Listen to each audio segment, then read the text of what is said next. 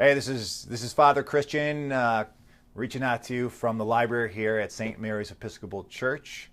And we have now exited Lent, for Lent ends on Monday, Thursday, and it's the first day of the Triduum.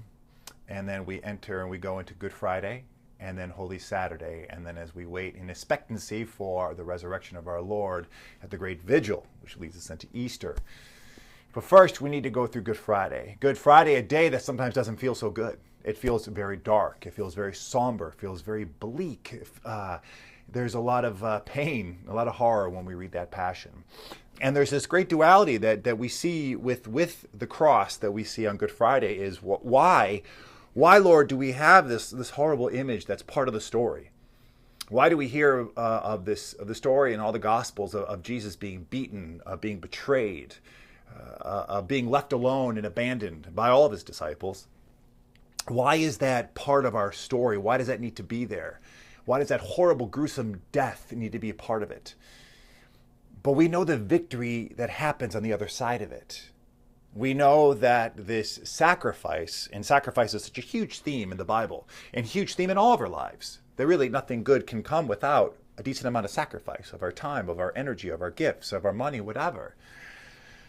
So there is this great sacrifice, this gruesome sacrifice, but at least it's something so powerfully victorious that we can depend upon in our life. And here's what it is, that we can sit there in the pews on Good Friday, and even though it was so somber, so dark, so there's so much despair, that we know that even in the darkest of moments, then when we look up and see that what we did to the Lord, that we are the ones who screamed, "Crucify him," in our own weakness, in our own sin, in our own walking away from God, even in the midst of those greatest moments of darkness, of chaos, of grief, of guilt, of everything, we can lay it upon the cross. And Jesus, as we see in the cross, opening his arms, say, "Just give it to me.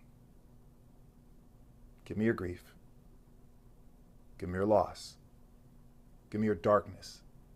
Just give it to me. You can't do it on your own. Give it to me. Put it up there and let me sacrifice it. Let me take it and consume it and bury it in a grave. And through me, be reborn in me, be renewed in me, feel new life in me, because sit there in that darkness with me, and I promise you, you will see new life." That's what makes Friday, Good Friday, so good. Blessings on this day for you. May you find time, hopefully to take time off from work, to sit in the darkness, to meditate, to pray, to be in silence. It is one of the most holiest days of the year. Give yourself that permission. Kids, give yourself permission. Many of you have days off from school. Journal, pray, write. What are you going to surrender up to that cross for God to take it, to consume it, to bury it, and to let it go in order for you to be reborn into new life on Easter Day?